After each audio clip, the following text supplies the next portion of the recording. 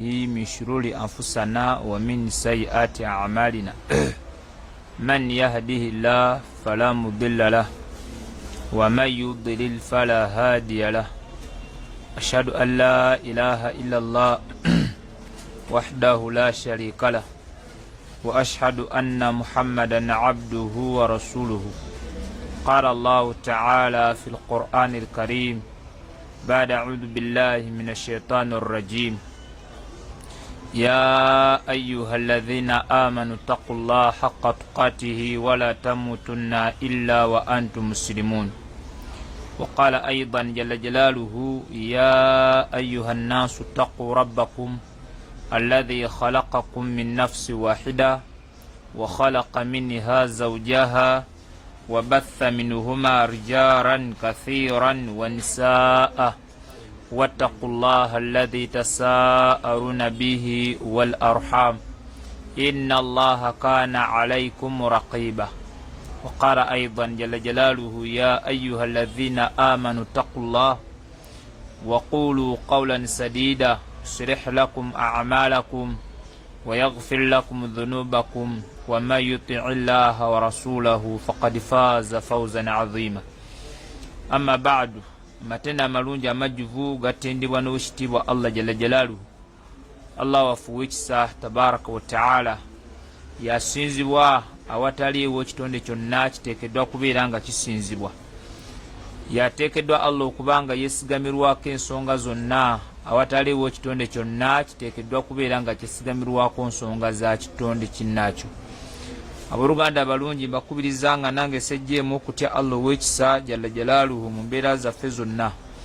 Tumusaba Allah okusaasira ebyengera n'emirembe abizze ku ekitiibwa nabbi waffe Muhammadin sallallahu alayhi wasallam wamu n'abo abaamugoberera ku buluŋŋambi bye bye yasomesa alayhi salatu wassalaamu. Abooluganda abalungi, olunaku lwaffe tuba n'okwejjukanya ku ddiini w'ekitiibwa Allah jalla jalaaluhu era nga tutambulira ku kitabo kyaffe kitibwa sharhi al usulu athalaatha, ebikolo ebisatu, era nga insha Allahu taala ekitabo kyaffe kino tutambulira nakyo mpola mpola.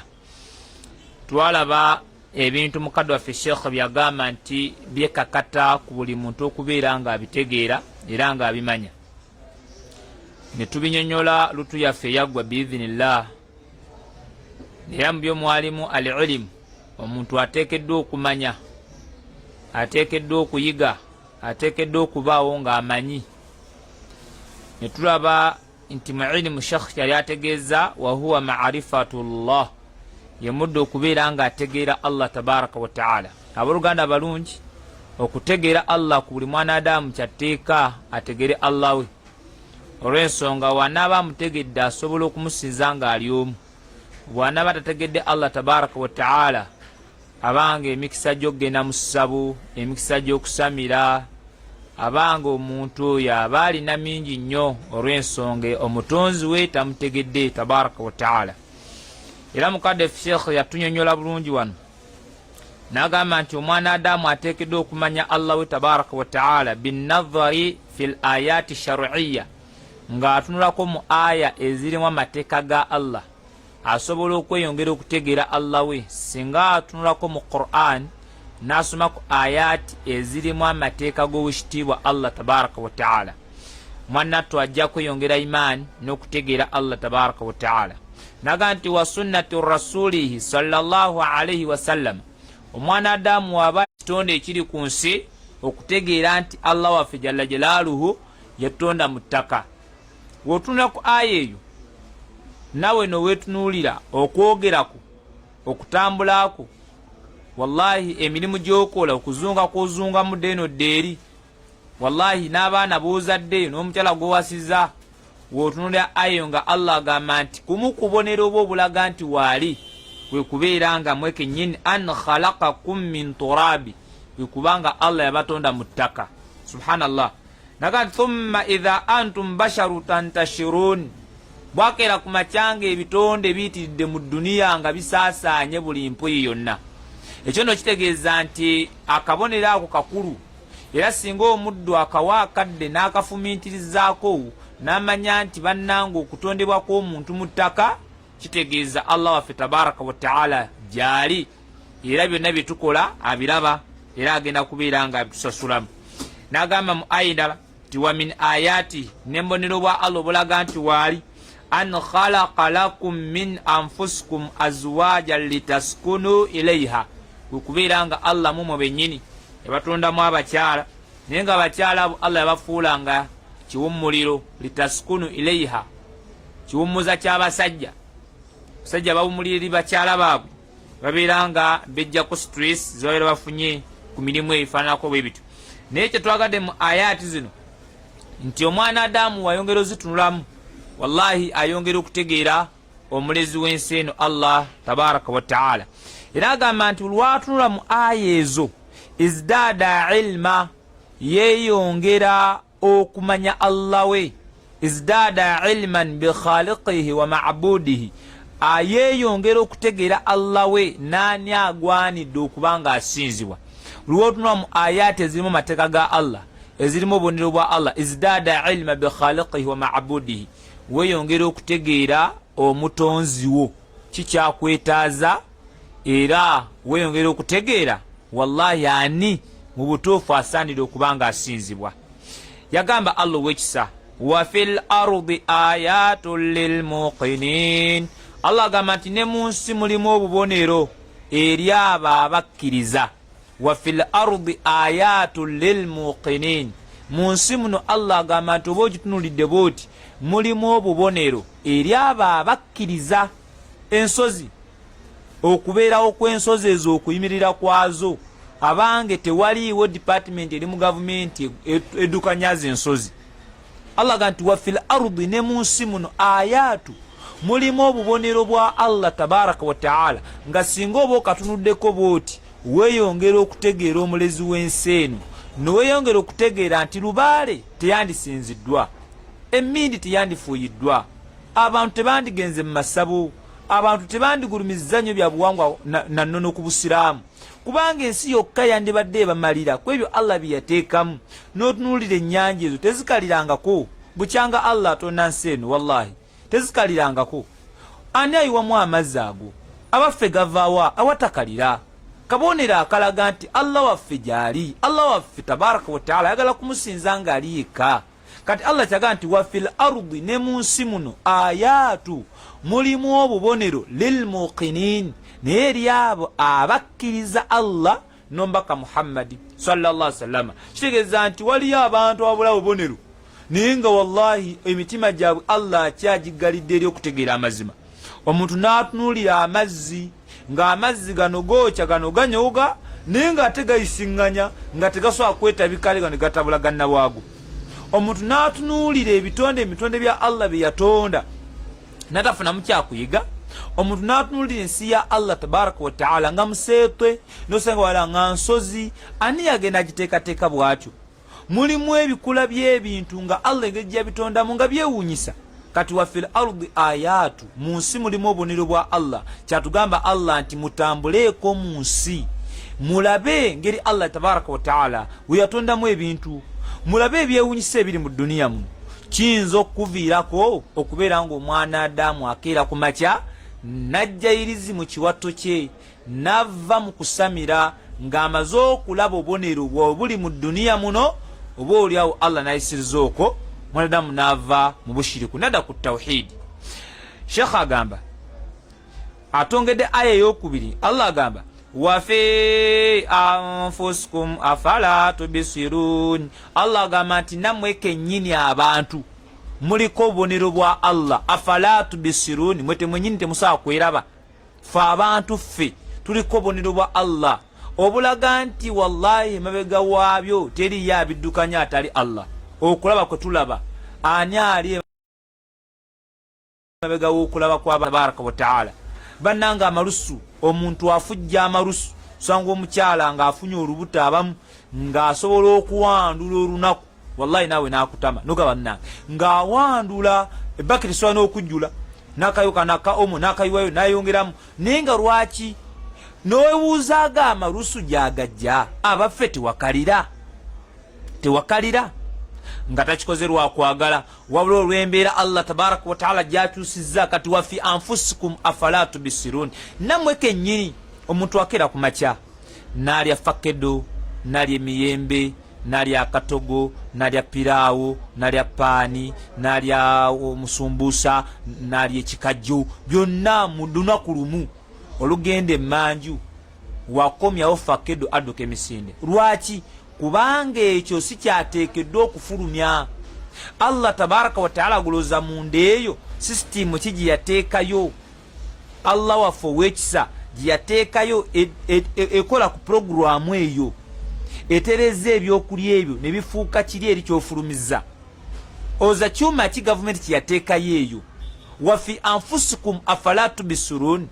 Abaffe mwetunuulira mwe kennyini muliko obubonero bwa Allah abantu.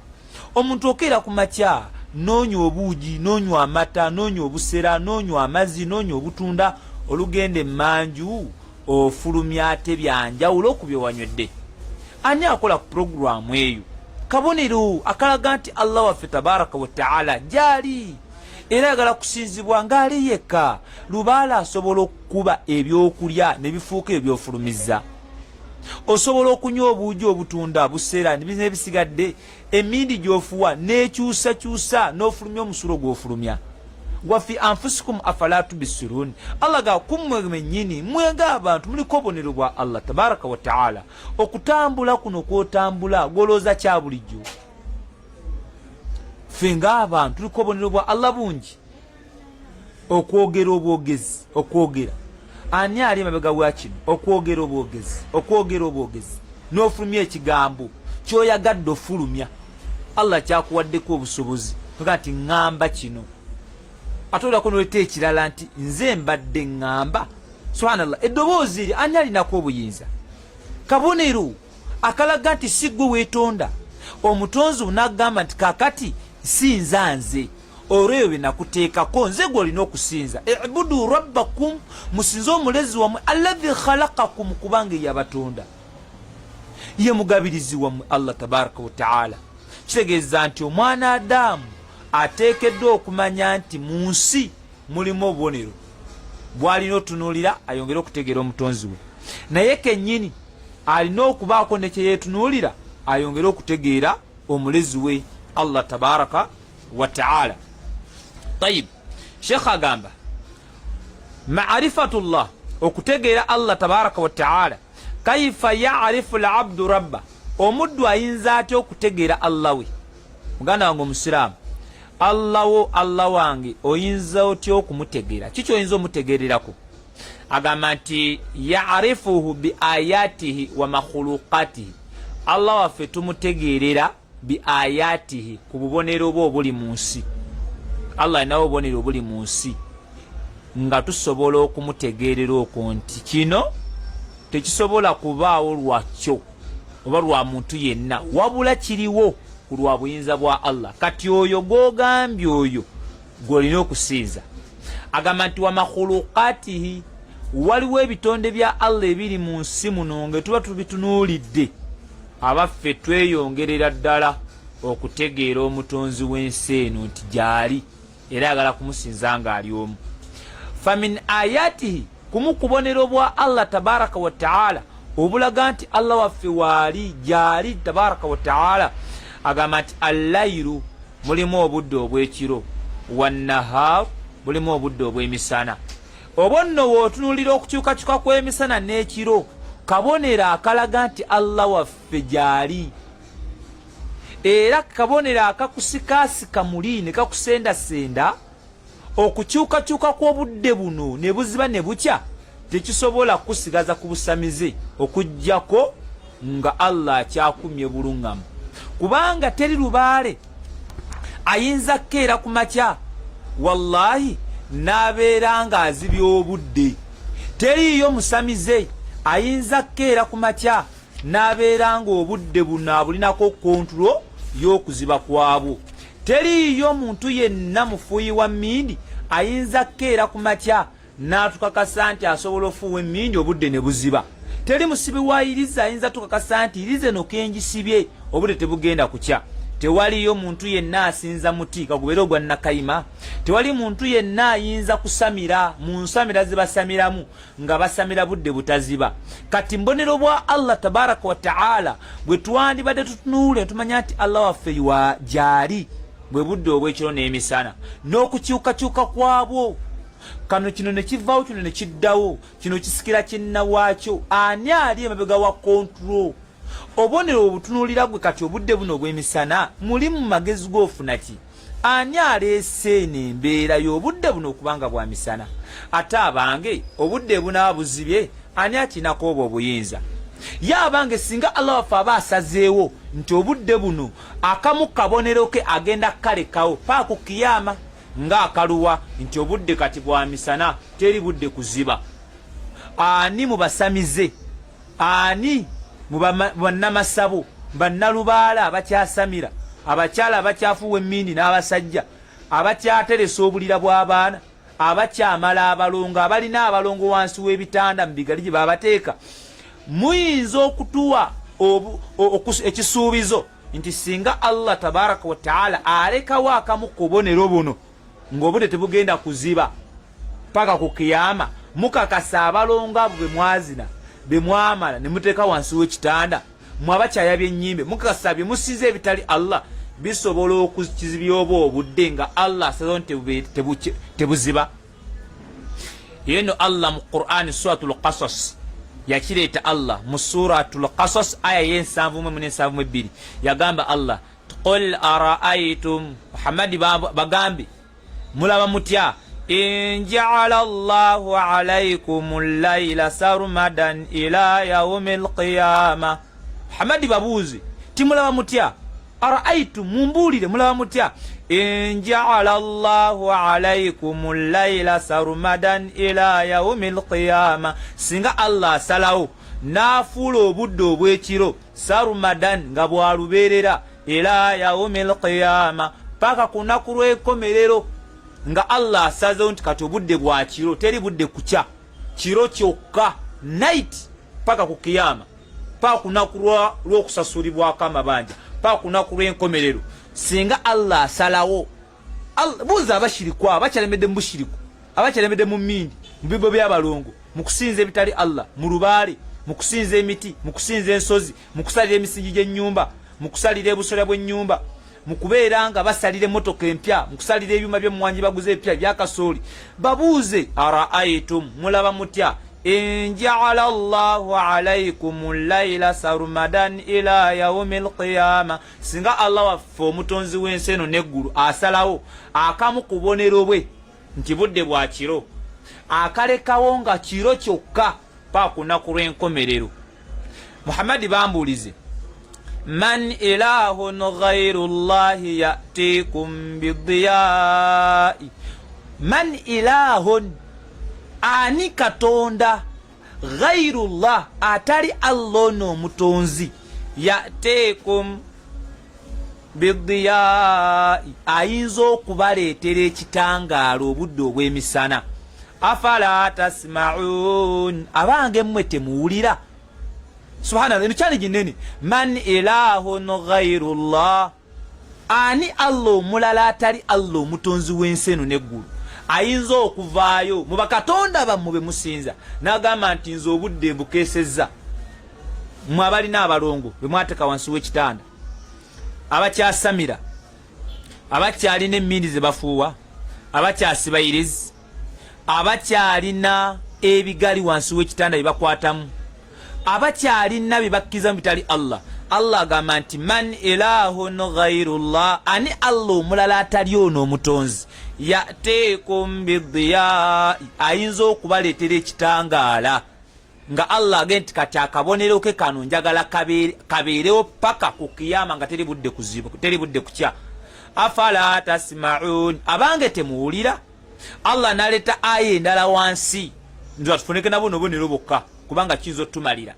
Allah n'agamba qul araaitum, Muhammadi bambulize in ja'ala Allahu alaykumun nahara sarmadan ila yawmil qiyamah, singa Allah wasalawo, singa omutonzi waffe asalawo n'agamba nti kati obudde njagala bwa misana bwokka ila yaumil qiyama pa kunaku lwa kiyama teri budde kuziba.